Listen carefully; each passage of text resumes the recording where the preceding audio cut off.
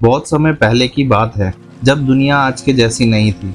America का नाम तक नहीं लिया जाता था। यूरोप अंधकार में था और अफ्रीका, वो अफ्रीका जो आज गरीबी और संघर्ष का प्रतीक माना जाता है, उस समय सोने की धरती कहलाता था। उसी धरती पर एक ऐसे इंसान का जन्म हुआ जिसकी दौलत आज के एलोन मस्क, जेफ बेजोस और बिल गेट्स को भी पीछे छोड़ देती है।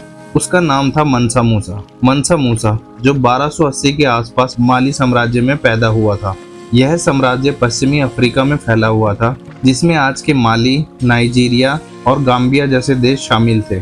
वह एक सामान्य खानदान में पैदा हुआ, लेकिन किस्मत और बुद्धि ने उसे इतिहास के सबसे अमीर राजा की उपाधि दिलाई। माली साम्राज्य का शासक बनने की कहानी भी उतनी ही अनोखी है। जब उस समय के राजा समुद्री अन्वेषण के लिए अटलांटिक महासागर की ओर निकले और वापस नहीं लौटे, तो मनसा मूसा को ताज सौंप दिया गया। उस समय वे राजा के डिप्टी या शासक थे, लेकिन जब उन्हें ये गद्दी मिली, तब से माली का इतिहास ही बदल गया। मनसा मूसा के शासनकाल में माली साम्राज्य अपनी चरम ऊंचाई पर पहुंच गया। उसने साम्राज्य को इतना मजबूत किया कि उसके राज्य में करीब 4 लाख वर्ग किलोमीटर क्षेत्र शामिल हो गया। और सबसे खास बात, उसका साम्राज्य सोने के भंडार पर बैठा हुआ था। मनसा मूसा की असली कहानी तब शुरू होती है जब उन्होंने इस्लाम धर्म के अनुसार मक्का की हज यात्रा करने का निश्चय किया। लेकिन यह कोई आम यात्रा नहीं थी। यह एक ऐसा काफिला था जिसने दुनिया को चौंका दिया। 1324 में मनसा मूसा ने मक्का के लिए यात्रा शुरू की। उसके साथ लगभग 60,000 लोग थे, जिसमें सैनिक, सेवक, घुड़सवार और संगीतकार शामिल थे। मनसा मूसा के काफिले में 80 ऊंट भी शामिल थे, जिसमें हर एक ऊंट पे तकरीबन 135 किलो सोना लादा हुआ था। काहिरा मिस्र जैसे शहर में जब वह पहुंचा, तो उसके द्वारा की गई सोने की बारिश ने बाजारों को हिला दिया। उन्होंने जरूरतमंदों को सोना दान में दिया, मस्जिदें बनवाई, किताबें खरीदवाई और इतना सोना खर्च कर डाला कि पूरे मिस्र की अर्थव्यवस्था ही बिगड़ गई। सोने की कीमतें 10 साल तक नीचे गिरी रही। मनसा मूसा सिर्फ अमीर नहीं था, वो विद्या का भी प्रेमी था। जब वो मक्का से लौटा तो उसने अपने साथ में अरब के विद्वान, वास्तुकार और शिक्षाविद, जिन्होंने तिम्बकटू को शिक्षा और ज्ञान का केंद्र बना दिया। यहाँ उन्होंने एक यूनिवर्सिटी की भी स्थापना करवाई, जो उस वक्त की सबसे प्रतिष्ठित यूनिवर्सिटी मानी जाती थी। हजारों स्टूडेंट यहाँ पढ़ने आते थे। मनसा मूसा ने मस्जिदें, लाइब्रेरी और शिक्षा के केंद्रों का निर्माण करवाया। इतिहासकारों का मानना है कि मनसा मूसा की कुल संपत्ति इतनी थी कि आज के हिसाब से 400 से 500 अरब डॉलर से भी ज्यादा, यानी अमेज़न, टेस्ला और गूगल तीनों को मिला दिया जाए तब भी वो मनसा मूसा की बराबरी नहीं कर सकते। मनसा मूसा खुले दिल से दान करता था और ना ही कभी अपने लोगों को भूखा रखा। उसने सड़कें बनवाई, व्यापार को बढ़ावा दिया और अफ्रीका को दुनिया के सामने गौरव के साथ पेश किया। 1353 के आसपास मनसा मूसा का देहांत हो गया। उसके बाद उसके बेटे ने शासन संभाला, लेकिन वैसी कुशलता से नहीं चला सका। माली साम्राज्य धीरे धीरे कमजोर होने लगा, लेकिन मनसा मूसा की जो विरासत थी वो कहानियों, मस्जिदों, शिक्षा संस्थानों और इतिहास की किताबों में अमर हो गई।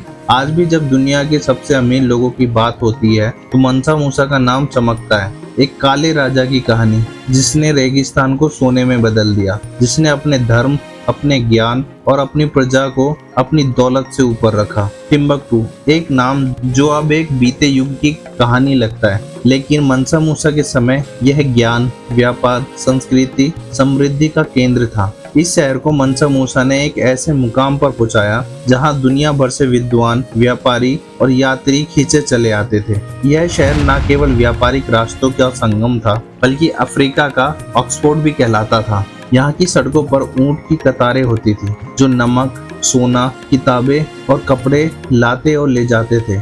मनसा मूसा ने यहाँ दर्जनों मस्जिदें और लाइब्रेरी बनवाई और अरब तथा अफ्रीका राज्य का ऐसा संगम तैयार किया कि वह यूरोप से भी आगे निकल गया। मनसा मूसा ने अपने शासन के दौरान इस्लाम को अत्यंत सम्मान और प्रोत्साहन दिया। हालांकि उसके पूर्वज पारंपरिक अफ्रीकी धर्मों में मानते थे, मनसा मूसा ने इस्लाम को अपने जीवन का अभिन्न हिस्सा बनाया। उसने मक्का की यात्रा के बाद माली में मस्जिदों का जाल बिछा दिया। उसने धार्मिक विद्वानों का सम्मान किया, न्याय प्रणाली को शरीयत के अनुरूप ढाला और शिक्षा को धार्मिक दृष्टिकोण से मजबूत किया। उनके अधीन इस्लाम सिर्फ एक धर्म नहीं था, बल्कि एक सांस्कृतिक शक्ति बन गया। जब मनसा मूसा का काफिला मिस्र पहुंचा तो काहिरा की सड़कों पर मानो सोने की बारिश हो गई।